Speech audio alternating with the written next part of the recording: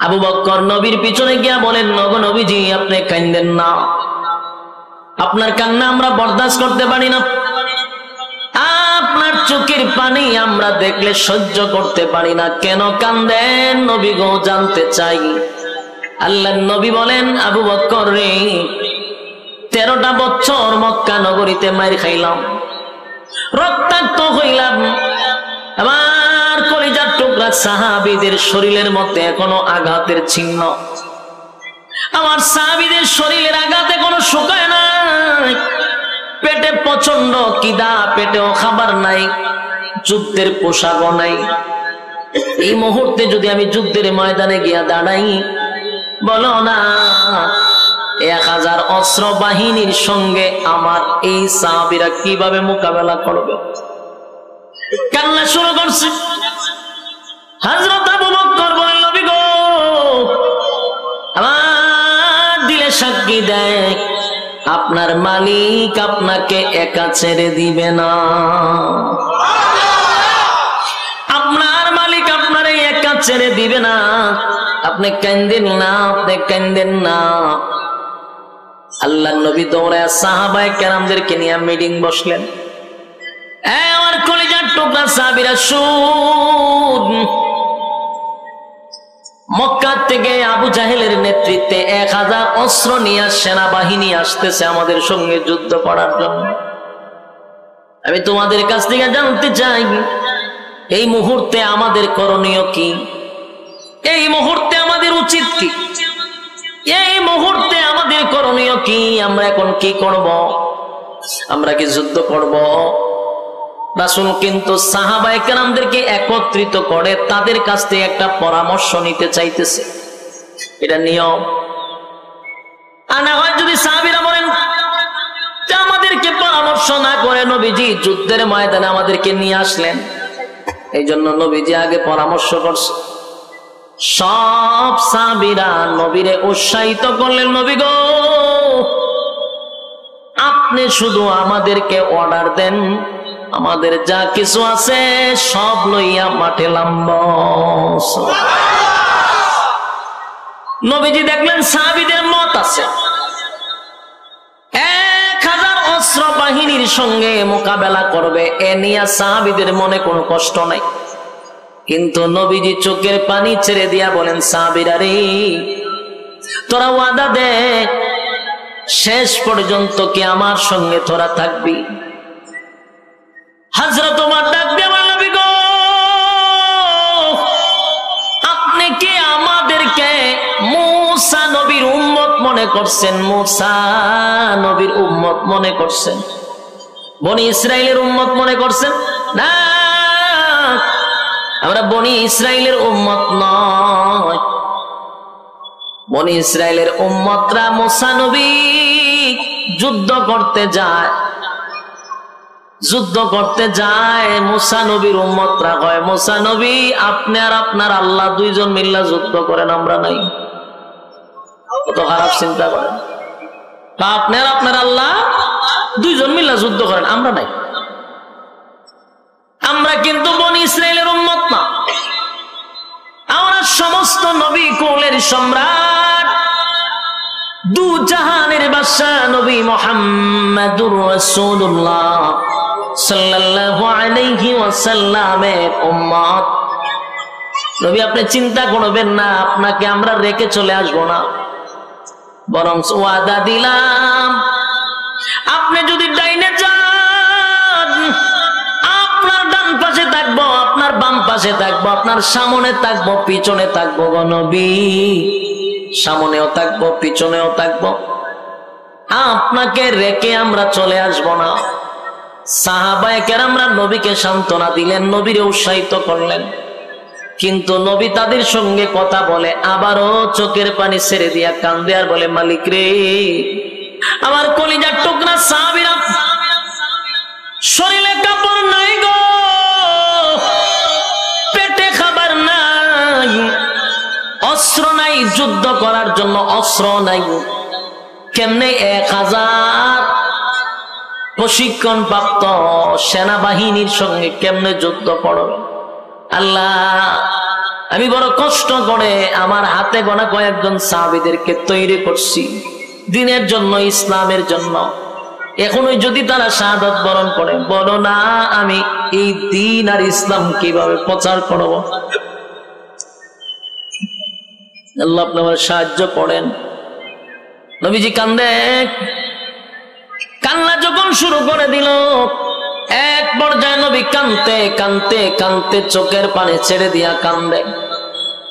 সাথে সাথে আল্লাহ জিবরাইল আলাইহিস সালাতু ওয়াস সালাম রে পাঠায়া দিছে। জিবরাইল এসে বলে, হাবিব আপনি কেন কাঁদেন, কেন কাঁদেন? আপনি ঘাবড়াবেন না, আপনি মন ছোট করবেন না। আল্লাহ তখন নবীরে জানায়া দেয়, নবী গো, মক্কাতে 13টা বছর আপনি নির্যাতন সহ্য করছেন আমি আল্লাহর হুকুমে। কার হুকুমে? মক্কায় 13 বছর নির্যাতন সহ্য করছেন আমি আল্লাহর হুকুমে। 40 বছর নীরব থাকছেন, সেটাও আমি আল্লাহর হুকুমে। মদিনায় আসছেন, এটাও আমি আল্লাহর হুকুমে। এরপর আবু জাহেল মক্কা থেকে 1000 অস্ত্র লইয়া আপনার উপরে মদিনায় আইসা যুদ্ধ করতে চায় গো নবী। আমি আল্লাহ তো দেখি তারা গায়ে পাড়া দিয়া ঝগড়া করতে চায়, আমি আল্লাহ দেখি তারা গায়ে পাড়া দিয়া ঝগড়া করতে চায় গো। তবে আমি আজকে আপনাকে অর্ডার দিলাম, মক্কায় 13 বছর মায়ের খাইছেন, আমি আপনাকে অর্ডার দেই নাই। আজকে আমি আপনাকে অর্ডার দিলাম, মক্কা থেকে যারা আসবে আপনার সঙ্গে যুদ্ধ করার জন্য, আপনি বসে থাকবেন না, আপনার যা আছে তা লইয়া মাঠে নামেন, আমি আল্লাহ আপনাকে সাহায্য করব। একটা জবান বন্ধ রাখবেন, আল্লাহু আকবার।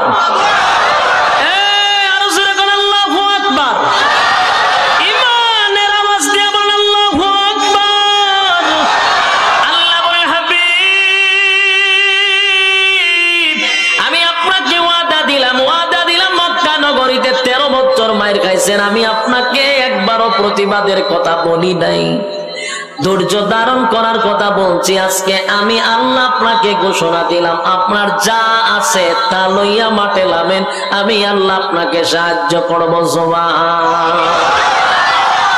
আল্লাহ যখন কইছে সাহায্য করো, নবীজি আনন্দের ছুটে বলেন, মালিক আমাকে কতজন বাহিনী দিবা বলো না, কতজন বাহিনী আমার কাছে পাঠাইবা? আল্লাহ কয় 1000 মালাইকা পাঠাবো। নবী কয় না, 1000 হবে না। 2000 পাঠাবো না, 2000 হবে না। 3000 পাঠাবো। নবী কয় না। আল্লাহ কয়, নবী গো 5000 মালাইকা জমিনে পাঠাবো। জোরে কোন সুবহান। ইসলামের প্রথম যুদ্ধ শুরু হয় বদরের যুদ্ধ। বদরের যুদ্ধের মধ্যে 5000 মালাইকা ফেরেশতা পাঠাইলো আল্লাহ মুসলমানকে সাহায্য করার জন্য। মুসলমানরা ইমানি জজবা লইয়া, অস্ত্রের বলে নয়, ইমানের বলে তারা মাঠে নামছে, যা কিছু আছে তা লইয়া। আর বদরের যুদ্ধের সেনাপতি ছিল বেঈমানদের পক্ষ থেকে আবু জাহেল। আবু জাহিল্লা বড় বড় লিডার গুলা সেদিন যুদ্ধের ময়দানে আসছে, বড় অহংকার লইয়া আসছে। 300 জনে 3 মিনিটে সব শেষ করে দিব। কি পরিমাণ অহংকার নিয়ে অস্ত্র সহ তারা মদিনায় আসছে রাসূলকে মারার জন্য। দুনিয়ার থেকে ইসলামটাকে মিঠাইয়া দিবে, দুনিয়ার থেকে আল্লাহ নাম মুছে দিবে। সেই যুদ্ধের ময়দানে আপনারা জানেন, 2টা ছোট্ট ছোট্ট বাচ্চা, মুআজ আর মুআজ রাদিয়াল্লাহু তাআলা আনহু, ছোট 2 বাচ্চা 11 বছরের, নবীর কাছে এসে বলে, নবী গো আমরাও যুদ্ধের ময়দানে যেতে চাই। নবীজি কয় না, যুদ্ধের বয়স হয় না। 2টা বাচ্চা প্রতিযোগিতা দিয়া নবীর সামনে দাঁড়াইয়া বলেন, আমাদেরকে যুদ্ধের ময়দানে লইয়া যান। শেষে 2 ভাইকে যুদ্ধের ময়দানে নিল। যুদ্ধে নামার আগে নবীজির মনের মধ্যে একটা আফসোস ছিল, আবু জাহেলের মাথাটা যদি আমার কাছে কেউ এনে দিতে পারত। কারণ এই আবু জাহেলের জন্য রাসূল 13টা বছর মাইর খাইছে, কত সাহাবী শাহাদাত বরণ করছে, কত মহিলা শাহাদাত বরণ করছে। ইসলামের 12টা বাজাইছে, আবু জাহিল্লা আবার 1000 বাহিনী লইয়া মদিনায় আসছে। সবচেয়ে বেশি খুশি হইবে যদি আবু জাহিল্লার মাথাটা নবীর কাছে কেউ দিতে পারে। কিন্তু দেখেন ওই দুই বাচ্চা মাআজ আর মুআদ, ছোট দুই ভাই, এই কথাটা শুনছে যে আবু জাহেলের মাথা নবীর কাছে দিলে নবী খুশি হন। সবাই যুদ্ধে নামছে। মাআজ আর মুআদ 11 বছরের দুই বাচ্চা বাস পাখির মতো ঘুরতেছে আবু জাহেলকে ধরার জন্য। সুবহানাল্লাহ। আবু জাহেল সাধারণ কোন সেনাপতি ছিল না, 1000-এর মধ্যে সেনাপতি। সবার থেকে তার বডি বড়, সবার থেকে সে দক্ষ, চেহারা সুরত সর্বদিক দিয়া সে কিন্তু একটা স্বয়ং সম্পূর্ণ। তার সঙ্গে যুদ্ধ করতে গেলে হিসাব আছে, যে কেউ তার সঙ্গে তরবারি নিয়ে যুদ্ধ করতে পারে না, সামনে যেতে পারে না। কিন্তু 12 বছর 11 বছরের দুই ভাই আবু জাহিল্লার পিছনে দৌড়তেছে, কোন সময় আবু জাহিলকে ধরবে। দুইটা ভাই আবু জাহেলের ঘোড়ার সামনে গিয়া দাঁড়াইছে। আবু জাহেল ঘোড়ার উপরে, দুই ভাই ঘোড়ার নিচে। এদের সাথে কেউ যুদ্ধ করে না, ছোট বাচ্চাকেও মারতেও চায় না। দুই ভাই এক ভাই ঘোড়ার পায়ের মধ্যে তরবারি দিয়ে আঘাত করছে। ঘোড়ার পায়ে যদি আঘাত করে ঘোড়া কি দাঁড়ায় থাকবো? জোড়ার সাথে সাথে মাটিতে পড়ে গেছে। আবু জাহিল্লা উপর থেকে নিচে পড়ে গেছে। নিচে পড়তে দেরি আর তরবারি গলার মধ্যে লাগাইতে দেরি নাই। সুবহানাল্লাহ। কত বড় পালোয়ান চিন্তা করেন আবু জাহিল্লা। ওই উপর থেকে যেমন পড়ছে, পড়ার সাথে এক ভাই মেরে দিছে গলার মধ্যে, দেরি করছে না। কুবা শামসুর মতো কুবাইছে, জনমের কুবানি কুবাইছে আবু জাহিল্লা। কত বছরের বাচ্চা? 11 বছরের বাচ্চা। সবচেয়ে বড় অহংকার আর সবচেয়ে বড় সন্ত্রাস আবু জাহিল্লার 11 বছরের বাচ্চা তরবারি দিয়া গলার মধ্যে মেরে দিছে। গলাটা এখনো গলা বডির থেকে আলাদা করতে পারে নাই। এর ভিতরে আরেকজন বেঈমান আইসা মাআজ আর মুআজ দুই ভাইয়ের একবার হাতের মধ্যে আঘাত করছে। হাতটার সাথে সাথে কেটে গেছে। ডান হাতে আর তরবারি নিতে পারে না, হাতটা কেটে ঝুলে আছে। অন্য হাত দিয়ে আবু জাহিল্লার গলার মধ্যে পৌঁছাইতে আছে। সুবহানাল্লাহ। যুবক ভাইরা আমার, লম্বা ঘটনা। এই আবু জাহেল অহংকার নিয়ে আসছিল। আল্লাহ কয় তুই বেশি অহংকার দেখাইছস, বড় কোন যোদ্ধা দিয়া তোরে সাইজ করব না, 11 বছরের বাচ্চা দিয়া তোরে সাইজ করব। 1000 বাহিনী আসছে 300 জনকে মারার লেগা। 313 জন, 313টা তরবারি নাই, অনেকের হাতে খেজুরের ডাল। আর এরা 1000 সবগুলার অস্ত্র আছে। এই যে 313 জন গিয়া ঢুকছে, বেঈমানরা চিৎকার দেয় আর জাগাতি শেষ হয়ে যায়। যুদ্ধ করতে ঢুকার সাথে সাথে চিৎকার দেয় আর জাগাত শেষ। কিছু মানুষ দৌড় শুরু করছে যুদ্ধ ছাইরা, কিছু মানুষ পলাইতে আছে, কিছু মানুষ বন্দী হয়ে গেছে। একজনকে জিগায়, ভাই যুদ্ধের ভিতরে চিৎকার মানুষ কেড়ে, আমরা তো সংখ্যায় বেশি, কিন্তু আমরা এইভাবে দৌড়তেছি কেন, পলাইতেছি কেন, ঘটনা কি? বলে ঘটনা কি, যুদ্ধের ভিতরে ঢুকছি, যুদ্ধ করতাম, গিয়া দিয়ে মুসলমানরা তরবারি তুলে একটা নিচ থেকে উপর থেকে পরে 70টা তরবারি উঠে কটা, কিন্তু যখন দেয় তখন 70টা আসে। সুবহানাল্লাহ। এই দৃশ্য কাফেররা দেখিয়া জাগাতুই শেষ। আর দৌড় শুরু করছে, যুদ্ধ রাইকা এরা পলায়া মক্কা, মদিনার থেকে মক্কায় যাওয়া শুরু করছে। 1000 রে ধুলিস্যাৎ করছে। আল্লাহ এই 313 জন দিয়া বদরের যুদ্ধটাকে বিজয় দান করছে। সুবহানাল্লাহ। বলুন অস্ত্রের বলে না ইমানের বলে? ইমানের বলে। কতজন ছিল? 313 জন। ইসলামের প্রথম যুদ্ধেই তারা বিজয় আনছে। 313 জন, তাও অস্ত্র নাই, ইমানের বলে। আজকে গোটা পৃথিবীতে 250 কোটি মুসলমান বসবাস করে। কত কোটি?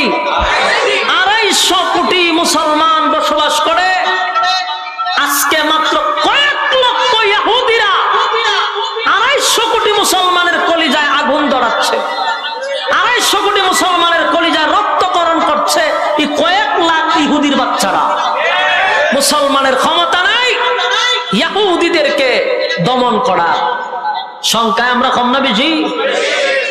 250 কোটি মুসলমান, 1 কোটি ইহুদিও না, 80 লক্ষ ইহুদি না 70 লক্ষ ইহুদি আছে? 82 লক্ষ। চিন্তা করেন, মাত্র 82 লক্ষ ইহুদি আর 250 কোটি মুসলমান। আফসোস আর আফসোস। আর আমরা দোয়া করি, আল্লাহ তুমি গায়বী ভাবে ফিলিস্তিনকে সাহায্য করো। আল্লাহ জুতাদা দিব, আমরা কি দাদা দিব? জুতাদা দিব। অপেক্ষা করে এই দোয়া করেন না, আল্লাহ গায়বী ভাবে, কেন গায়বী ভাবে সাহায্য করতে গেলে 250 কোটি মুসলমান থাকতে আল্লাহ গায়বী সাহায্য আনতো কেন? আমরা কি সব হিজরানি? আল্লাহ কেন গায়বী সাহায্য করতো? ওই আবাবিল পাঠাইছিল মক্কা হেফাজত করার লেগে। এই সময় কি মুসলমান আছে? কথা কই না দি? এই সময় মুসলমানের সংখ্যা ছিল না, তাই আল্লাহ আসমানি ভাবে সাহায্য করছে। এখন 250 কোটি মুসলমান আছে, এখন কেন গায়বী ভাবে সাহায্য করতো? এগুলো ভুল ধারণা। আবাবিল আসবে না, এটা সম্পূর্ণ ভুল। আমরা যদি পারি তাহলে আল্লাহ আবার আমাদের হাতে মসজিদ ফিরাইয়া দিবে। যদি পৃথিবীর সব মুসলমান এক হইতে পারে, পারবো না তো? আমরা ফাঁসাইটা কি তারে ভাই, এক এক সময় এক এক আওয়াজ, নমুনার ঘরে নমুনা, একবার ক্ষমাও একবার বাড়াও, কেরে কেরে লীলা জোরাইছে, ওই আবার কমে আবার বাড়ে। বলুন, গোটা পৃথিবীতে 250 কোটি মুসলমান, আমরা যদি এক হয়ে যায়, আল্লাহর কসম 82 লক্ষ ইহুদি পালাইবার জায়গা পাবে না। পালাইবার জায়গা পাইব? আমরা এক হইতে পারি না। বেশি কিছু দরকার ছিল না, যদি আরব দেশগুলি এক হয়ে যেত আর সিদ্ধান্ত নিত লাল চামড়া কুত্তাগুলিকে আর তেল দিব না, আল্লাহর কসম ইহুদিরা আর বড় বড় আলাপ করার সুযোগ পাইতো না। যত বাহাদুরি সব তেল দিয়া। কি দিয়া? কিরে বাইরে কি আওয়াজ করাইলে? হ্যাঁ, মানুষ আওয়াজই পায় না। এখান আবার এখন ধরেছেন একটা, এই যে সমস্ত সিলিউরিটি মাল আছে, কতক্ষণ পরে পরে গিয়ে আপনি ধরেন, ধৈরা এটা 12টা বাজান, কিছু সময় কথা কইতে দেন। হ্যাঁ বসেন, লইরেন না, ফিসে আওয়াজ যায়নি তো হইছে। আল্লাহ তো লড়াচড়া করেন কেড়ে, আওয়াজটা কত সুন্দর আছে। স্টার 2টা মনিটর বন্ধ হয়ে তুইছে, অনর্থ কানছে বন্ধ, দুটা বন্ধ। তো আমাদের দোয়া হইল কি তা আবাবিল আসতো না? আবাবিল আসবে না, আমরা মুসলমান এক হইতে। আমেরিকার তেল দেয় আমাদের আরব দেশ, পৃথিবীর সবচেয়ে দামি দামি সম্পদ গুলো আল্লাহ মুসলমানদের দিছে। তেল কিন্তু কোন ইহুদিরে দিছে? কথা হয় না। বদরের যুদ্ধ ইমানের জোরে তারা কিন্তু বিজয় পাইছে। কিসের জোরে? অস্ত্রের জোরে নয়, ইমানের জোরে পাইছে। ইমানের জোরে পাইছে, অস্ত্রের জোরে নয়, ইমানের জোরে। এখনো যদি আমাদের ইমান সাহাবীদের মতো হয়, আল আকসা আবার আমাদের কাছে আসবে, এর মধ্যে কোনো সন্দেহ নেই। যুবক ভাই আমার, রব্বি কারীম বলেন, একটা দুইটা নয়, মদিনার মধ্যে অসংখ্য যুদ্ধ হয়েছে।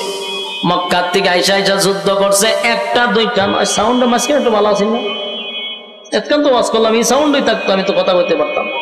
কিন্তু দুটা মনিটর দিছে বন্ধ করে।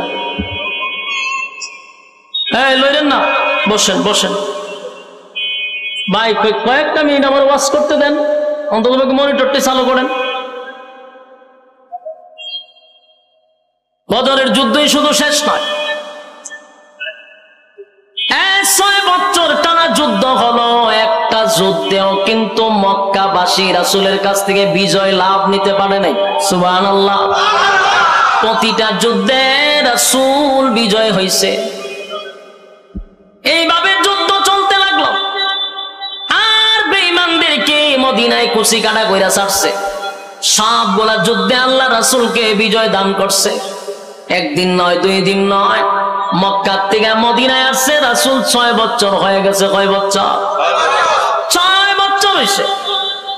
টানা 6 বছর হওয়ার পরে একদিন রাসূল স্বপ্নে দেখে সাহাবায়ে কেরামদেরকে লইয়া নবীজি মক্কায় গেছে, হজ করছে, উমরা করছে, পশু জবাই করছে, আবার নিরাপদে রাসূল সাল্লাল্লাহু আলাইহি সাল্লাম মদিনায় সাহাবায়ে কেরামদেরকে লইয়া আসছে। এটা স্বপ্নে না বাস্তবে? স্বপ্নে দেখছে, স্বপ্নে। 6 বছর পরে, মানে মক্কা থেকে মদিনায় আসার 6 বছর পরে স্বপ্নে দেখছে। এই 6 বছরের ভিতরে কিন্তু বাস্তবে মক্কায় যায় নাই, কিন্তু স্বপ্নে দেখছে মক্কায় গেছে সাহাবীদেরকে লইয়া, আবার নিরাপদে মক্কায় আসছে রে, স্বপ্নে দেখছে। পরের দিন সাহাবীদের কাছে স্বপ্নটা বলছে যে আমি এই ঘটনা দেখছি স্বপ্নে, তোমাদেরকে লইয়া মদিনায় মক্কায় গেছি হজ করার লেগে, মক্কায় গেছি হজ করতাম, তোমাদেরকে লইয়া আবার মদিনায় আসছি নিরাপদে। সাহাবায়ে কেরাম বলে নবী গো, মক্কা থেকে আসছি প্রায় 6টা বছর হয়ে গেছে, ভিটা বাড়ি সাইরা আইছি গো নবী, মা বাবা ছেড়ে আসছি, আত্মীয় স্বজন ছেড়ে আসছি, ভিটা বাড়ি সাইরা আসছি, 6টা বছর হয়ে গেল, খানায় কাবাটা দেখতে পারি না, খানায় কাবা জিয়ারত করতে পারি না। আপনি যেহেতু স্বপ্নে দেখছেন, নবীদের স্বপ্ন তো আর মিথ্যা হয় না, নবীদের স্বপ্ন হয় ওহী, সুতরাং আপনার স্বপ্ন বাস্তবায়ন হবে। চলুন না আমরা মক্কায় যাই, হজ করি, উমরা করি, পশু জবাই করি। সুবহানাল্লাহ। নবীর স্বপ্ন বলার পরে সাহাবায়ে কেরাম সিদ্ধান্ত নিল, নবী গো চলুন আমরা মক্কায় যাব। ওই হিজরতের পরে আর কিন্তু মক্কায় যায় নাই, তাই রাসূল ঘোষণা দিল মক্কায় যাবে হজ করার জন্য। মদিনা থেকে 1 2 জন নয়, 1500 সাহাবায়ে কেরাম লইয়া, 1400 সাহাবায়ে কেরাম লইয়া, বড়ি বেকা গুরু, তারপর হইল ছাগল, ভেড়া, বকরি সব লইয়া গেছে মক্কায় জবাই করব, কুরবানি দিব। হজ করার জন্য ইহরামের কাপড় পরিধান করছে। 1400 সাহাবী লইয়া মক্কায় গেছে, প্রায় 500 কিলোমিটার দূর মদিনা থেকে মক্কা। সেখানে মক্কা থেকে 19 কিলোমিটার দূরত্ব একটা জায়গার নাম হলো হুদাইবিয়া। মক্কা থেকে কত দূর? 19 কিলোমিটার দূরে হুদাইবিয়া নামক জায়গার মধ্যে রাসূল যখন আসলো, এখানে রাসূল তাবু টাঙাইছে, সাহাবীদেরকে লইয়া এখানে রেশ নিবে। এর মধ্যে খবর হয়ে গেছে মক্কার মধ্যে আব্দুল্লাহর পুত্র মুহাম্মদ মক্কায় আসতেছে মক্কা দখল করার জন্য। নাউজুবিল্লাহ। মক্কায় আসতেছে মক্কা দখল করার জন্য, আব্দুল্লাহর পুত্র মুহাম্মদ আসতেছে। অথচ নবী আসছে কিসের জন্য? হজ করার জন্য নবী আসছে রে। মক্কায় খবর হয়ে গেল আল্লাহর নবী নাকি মক্কা দখল করার জন্য আসছে। মক্কার তখন যারা পরিচালনা করতো আবু সুফিয়ানের নেতৃত্বে কিছু লোক আইসা নবীরে ব্যারিকেড দিছে, আব্দুল্লাহর পুত্র মুহাম্মদ, তোমারে আমরা মক্কায় ঢুকতে দিব না, তুমি আসছো মদিনার থেকে মক্কায়, আমরা তোমারে মক্কায় ঢুকতে দিব না। রাসূল 3 দিন পর্যন্ত হুদাইবিয়া নামক জায়গার মধ্যে বসা, নবীরে মক্কায় ঢুকতে দেয় না। নবীর পক্ষ থেকে হযরত উসমানকে পাঠাইলো দূত হিসাবে, তুমি গিয়া তাদেরকে বিষয়টা বুঝায় কো, আমরা যুদ্ধ করার লাগি আসি নাই, আমরা আসছি হজ করার লাগি, মারামারি করতে আইছি না। উসমান রাদিয়াল্লাহু তাআলা আনহু গেলেন মক্কায়, গিয়া বড় বড় লিডারদেরকে বলবো, শোনো আমরা তো মূলত যুদ্ধ করতে আসি নাই। এরা উসমান রাদিয়াল্লাহু তাআলা আনহুর কথা শুনবে তো দূরের কথা, ওনারে বন্দী করে রেখে দিছে। চিন্তা করছেন কত বড় খারাপ, বন্দী করে রেখে দিছে। এই খবর রাসূলের কাছে আসছে যে আপনার উসমানকে তারা হত্যা করছে। বলুন হত্যা করছে না বন্দী করছে? রাসূলের কাছে খবর আসছে কি হত্যা করছে। যেই রাসূলের কাছে বলছে যে আপনার উসমানকে হত্যা করছে, রাসূলের চোখের রং পরিবর্তন হয়েছে, রাসূলের শরীরের চেহারার রং পরিবর্তন হয়ে গেছে, বসার থেকে লাফ দিয়ে দাঁড়ায় গেছে।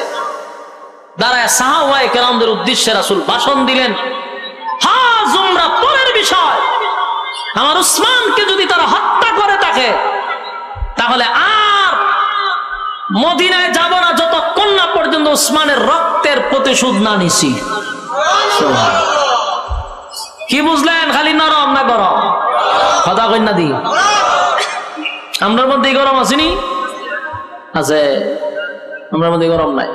আমরার মধ্যে গরম থাকলে গোটা বরিশাল জেলার মধ্যে বিভাগের মধ্যে একজন আলেমদের রক্ত ঝরানোর পর আপনারা কেন ঘরে বসে আছেন? কথা কই না দি বুঝে রয়েছেন তো?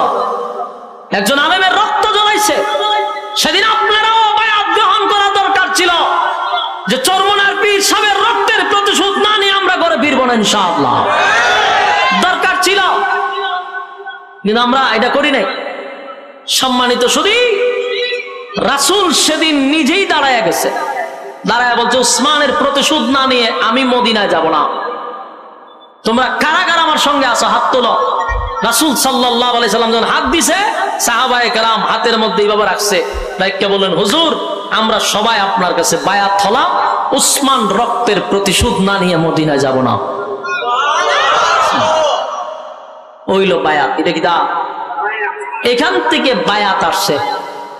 মূলত বায়াত হইছিল রক্ত দেওয়ার জন্য। কি দেওয়ার জন্য? আর আমরা তো সব বায়াত গ্রহণ হয় সাইলে ডাইলে খিচুড়ি খাওয়ার জন্য। আফসোসের বিষয়, বায়াত হয়েছিল রক্ত দেওয়ার জন্য, আর এখন বায়াত চালু হয়েছে খাইলে ডাইলে খিচুড়ি বানায় একসাথে খাওয়ার, এলে বায়াত হয়। সম্মানিত শুধু রাসূল সেদিন সিদ্ধান্ত নিছে মক্কায় গিয়ে যুদ্ধ করবে।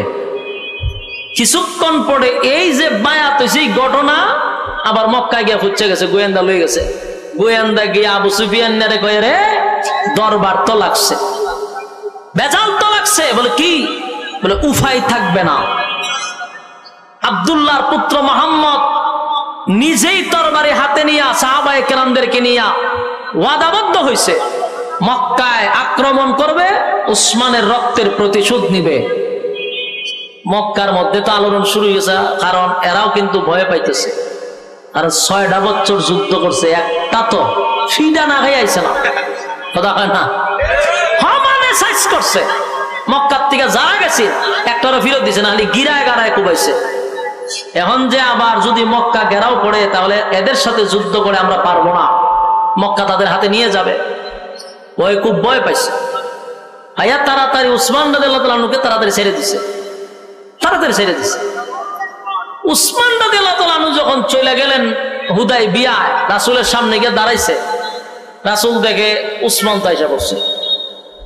উসমান যেহেতু আসছে, আমরা তো যুদ্ধ করতে আসি নাই, আসছি কিসের জন্য? হজ উমরা করার জন্য। আমরা ভেবেছিলাম উসমানকে হত্যা করছে। উসমান যেহেতু জীবিত আছে, সেখানে আর আমাদের যুদ্ধ করার কোনো দরকার। রাসূল শান্ত হয়ে গেছে। কিন্তু মক্কার মানুষ রাসূলকে মক্কায় ঢুকতে দেয় না। কিছুক্ষণ পরে আপনার আসছে, মক্কার যত বড় বড় লিডার আছিল সবগুলা রাসূলের সামনে আসছে। আয়েশা বলতেছে আপনি কেন আসছেন? আপনাকে যে আমরা 13 বছর নির্যাতন করছি সেটার প্রতিশোধ নিতে আসছেন। পানির বোতল আছে? পানির বোতল তো নাই আমার ভুল। আচ্ছা বলুন, এরা বলতেছে মক্কার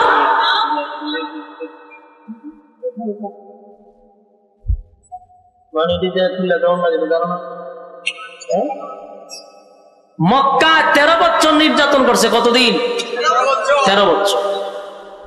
আল্লাহর রাসূল তাদেরকে সুন্দরভাবে একটা বক্তব্য দিয়ে বোঝাইছে। বলে শোনো, 13টা বছর এক সাইডে আমরা মারছ, রক্তাক্ত করছ, বিটা বাড়ি ছাড়াইছ।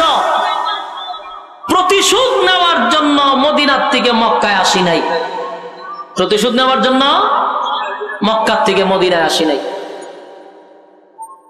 আমরা আসি হজ উমরা করার জন্য।